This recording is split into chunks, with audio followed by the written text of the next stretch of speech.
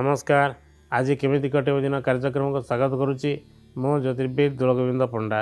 एवं आसतु आरंभ करवा। प्रथम आज तिथि और पर्व दिवस विषय जाना।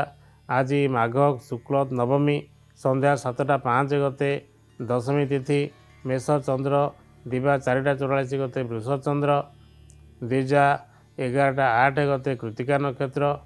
आज श्री श्री ठाकुर महाप्राण तिथि सत्संगी मानकर हविष्य कृत्य। आज निषिद्ध खाद्य है नाउ संध्या 7:05 गते कलम शाग। एवं आसवा मेषराशि पाखक उत्तम पान भोजन में आप्यायित हेबे। वस्त्र आभूषण प्राप्ति और बंधु मिलन जोग अच्छी। भाग्योदय होबार संभावना अच्छी। दिनटी सब दृष्टि भल कटिले कलह मकद्दमा दूरयात्रा जानवाहन और पशु क्रय आदि समय अनुकूल नुहे। दिवा 4:44 गते स्वास्थ्य और अर्थ लगी केतक प्रतिकूल परिस्थिति सृष्टि हो पारे। खर्च बढ़ी पारे। अपमानजनक परिस्थिति उपजी पारे। कार्य क्षेत्र में बाधाविघ्न सम्मुखीन होबे। आर्थिक कारोबार तथा अन्य सह कथबार्ता समय सतर्कता अवलंबनीय।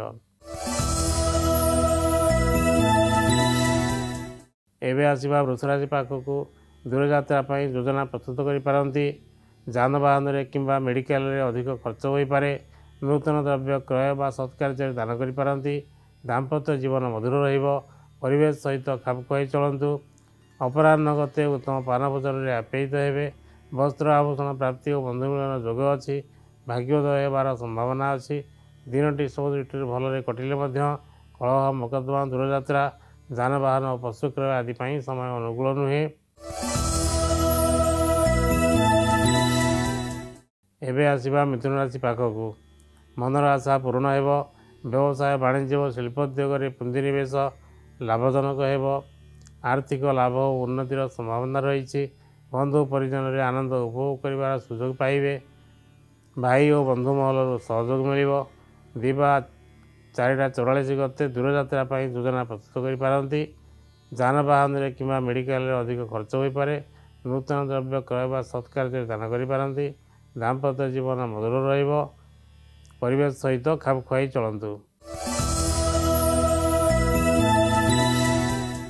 एवं आसवा कर्कट राशि पाखक कार्य सिद्धि हेबो। मनर आशा पूर्ण हो।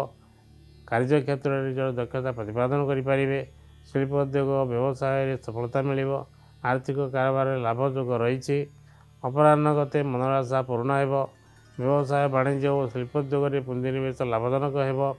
आर्थिक लाभ और उन्नतिर संभावना रही। बंधु परिजन में आनंद उपभोग कर सुजोग मिल पारे। भाई और बंधु महल सहयोग पाइबे। एवं आसवा सिंहराशि पाखक असुस्थता मानसिक अवसाद आबद्ध जोग विषम परिस्थिति और आर्थिक समस्या भीतर दे गति करने पड़ पारे। व्यवसाय वाणिज्य व शिल्प कारोबार में किसी प्रतिबंधक सामना करिपारंती। दूरयात्रा न करिबा भल। पेटर स्वास्थ्य प्रति सावधान रुहतु। अपराह्न गते कार्य सिद्धि हेबो और मनर आशा पूर्ण हो। कार्य क्षेत्र में निजर दक्षता प्रतिपादन करें। शिल्पोद्योग और व्यवसाय सफलता मिल। आर्थिक कारोबार में लाभ जोग रही। एवं आसवा कन्या राशि पाखक अष्टम चंद्र हेतु सावधानता अवलंबनीय। कलह विवाद दूरयात्रा माली मकद्दमार दूर रुहतु। कौन नूतन कार्य हाथ दिंतु ना। निज स्वास्थ्यर जत्न नियंतु। जरूरी काम नथिले बाहर को न जावा एवं यथासंभव मनोव्रत अवलंबन करने भल। अपराह्न गते असुस्थता मानसिक अवसाद आबद्ध जोग विषम परिस्थिति और आर्थिक समस्या भीतर दे गति करने पड़ पारे। व्यवसाय वाणिज्य व शिल्प कारोबार में किसी प्रतिबंधक सामना करिपारंती। दूरयात्रा न करिबा भल। पेटर स्वास्थ्य प्रति सावधान रुहतु। एवं आसवा तुला राशि पाखक सुख संपद लाभ हो। परिवार में बंधु मेल सुखाद्य भोजन संभावना रही। जानवाहन सुख पाइबे। नूतन पोशाक क्रय करिपारंती। बंधु मिलन अतिथि सेवा व्यावसायिक उन्नति आदि जोग अच्छी। निजर कृतित्व सम्मानित हेबे।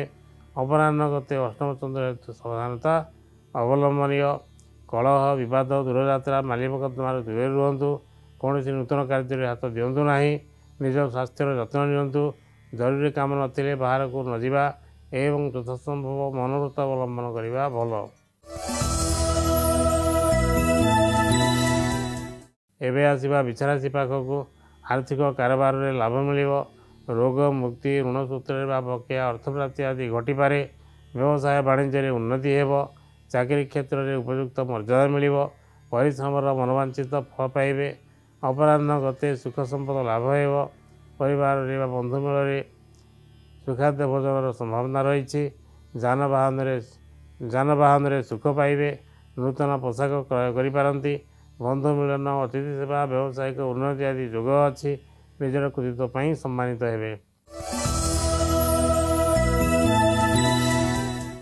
ଏବେ ଆସିବା ଧନୁରାଶି ପାଖକୁ। ଦୁଃଖ ଯାତନା ସହ ମାନସିକ ଉଦ୍ବେଗ ଦେଖାଦେଇପାରେ। ଯାତ୍ରାରେ ଓ କାର୍ଯ୍ୟରେ ବିଘ୍ନ ଉପୁଜିବ। ନୂତନ କାର୍ଯ୍ୟରେ ହାତ ନ ଦେଇ ପୁରାତନ କାର୍ଯ୍ୟକୁ ନିଷ୍ଠାର ସହିତ ସମ୍ପାଦନ କରନ୍ତୁ।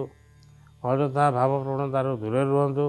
ଅପରାହ୍ନ ଗତେ ଆର୍ଥିକ କାରବାରରେ ଲାଭ ମିଳିବ। ରୋଗ ମୁକ୍ତି, ଋଣ ସୂତ୍ରରେ ବା ବକେୟା ଅର୍ଥପ୍ରାପ୍ତି ଆଦି ଘଟିପାରେ। ବ୍ୟବସାୟ ବାଣିଜ୍ୟରେ ଉନ୍ନତି ଘଟିବ। ଚାକିରି କ୍ଷେତ୍ରରେ ଉପଯୁକ୍ତ ମର୍ଯ୍ୟାଦା ମିଳିବ। ପରିଶ୍ରମର ମନୋବାଞ୍ଛିତ ଫଳ ମିଳିବ। ଏବେ ଆସିବା ମକର ରାଶି ପାଖକୁ। ଭୟର ବାତାବରଣ ସହ ମାନସିକ ଅଶାନ୍ତି ସୃଷ୍ଟି ହୋଇପାରେ। ନୂତନ କାର୍ଯ୍ୟରେ ହାତ ଦିଅନ୍ତୁ ନାହିଁ, କିନ୍ତୁ ଯେଉଁ କାମର ଦାୟିତ୍ୱ ନେଇଛନ୍ତି ତାକୁ ନିଷ୍ଠାର ସହ ସମ୍ପାଦନ କରନ୍ତୁ ଏବଂ ଆପଣଙ୍କ ଉପରୁ ଲୋକଙ୍କ ଭରସା ତୁଟିବାକୁ ଦିଅନ୍ତୁ ନାହିଁ। ଅପରାହ୍ନ ଗତେ ଦୁଃଖ ଯାତନା ସହ ମାନସିକ ଉଦ୍ବେଗ ଦେଖାଦେଇପାରେ। ଯାତ୍ରାରେ ଓ କାର୍ଯ୍ୟରେ ବିଘ୍ନ ଉପୁଜିବ। ନୂତନ କାର୍ଯ୍ୟରେ ହାତ ନ ଦେଇ ପୁରାତନ କାର୍ଯ୍ୟକୁ ନିଷ୍ଠାର ସହ ସମ୍ପାଦନ କରନ୍ତୁ। ଅଯଥା ଭାବପ୍ରବଣତାରୁ ଦୂରେଇ ରୁହନ୍ତୁ। ଏବେ ଆସିବା କୁମ୍ଭ ରାଶି ପାଖକୁ। କାର୍ଯ୍ୟରେ ସଫଳତା ମିଳିବ। ଗୃହକୁ ବନ୍ଧୁ ଅତିଥିଙ୍କ ଆଗମନ ଘଟିପାରେ। ଉତ୍ତମ ପାନ ଭୋଜନ ଓ ବସ୍ତ୍ର ଆଭୂଷଣରେ ସୁଖୀ ହେବେ। ବାଣିଜ୍ୟ ବ୍ୟବସାୟରେ ଉନ୍ନତି ହେବ। ଅଳ୍ପ ଦୂର ଯାତ୍ରା ଓ ବକେୟା ଅର୍ଥଲାଭ ଯୋଗ ଅଛି। ପରିବାରରେ ସୁଖ ଶାନ୍ତିର ବାତାବରଣ ରହିବ। ଭାଇଠାରୁ ଓ ବନ୍ଧୁବର୍ଗରୁ ସହଯୋଗ ମିଳିବ। ଅପରାହ୍ନ ଗତେ ଭୟର ବାତାବରଣ ସହ ମାନସିକ ଅଶାନ୍ତି ଦେଖାଦେଇପାରେ। ନୂତନ କାର୍ଯ୍ୟରେ ହାତ ଦିଅନ୍ତୁ ନାହିଁ, କିନ୍ତୁ ଯେଉଁ କାମର ଦାୟିତ୍ୱ ନେଇଛନ୍ତି ତାକୁ ନିଷ୍ଠାର ସହ ସମ୍ପାଦନ କରନ୍ତୁ। ଏବେ ଆସିବା ମୀନରାଶି ପାଖକୁ। ସ୍ୱାସ୍ଥ୍ୟ ଓ ଅର୍ଥ ଲାଗି କେତେକ ପ୍ରତିକୂଳ ପରିସ୍ଥିତି ସୃଷ୍ଟି ହୋଇପାରେ। ଖର୍ଚ୍ଚ ବଢ଼ିପାରେ। ଅପମାନଜନକ ପରିସ୍ଥିତି ଉପୁଜିପାରେ।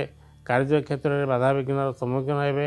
ଆର୍ଥିକ କାରବାରରେ ତଥା ଅନ୍ୟ ସହ କଥାବାର୍ତ୍ତା ସମୟରେ ସତର୍କତା ଅବଲମ୍ବନୀୟ। ଅପରାହ୍ନ ଗତେ କାର୍ଯ୍ୟରେ ସଫଳତା ମିଳିବ। ଗୃହକୁ ବନ୍ଧୁ ଅତିଥିଙ୍କ ଆଗମନ ଘଟିପାରେ। ଉତ୍ତମ ପାନ ଭୋଜନ ଓ ବସ୍ତ୍ର ଆଭୂଷଣରେ ସୁଖୀ ହେବେ। ବ୍ୟବସାୟ ବାଣିଜ୍ୟରେ ଉନ୍ନତି ହେବ। ଅଳ୍ପ ଦୂର ଯାତ୍ରା ଓ ବକେୟା ଅର୍ଥଲାଭ ଯୋଗ ଅଛି। ପରିବାରରେ ସୁଖ ଶାନ୍ତିର ବାତାବରଣ ରହିବ। ଭାଇଠାରୁ ଓ ବନ୍ଧୁବର୍ଗରୁ ସହଯୋଗ ମିଳିବ। ଆଜି କାର୍ଯ୍ୟକ୍ରମକୁ ଆମେ ଏଇଠି ରଖୁଛୁ।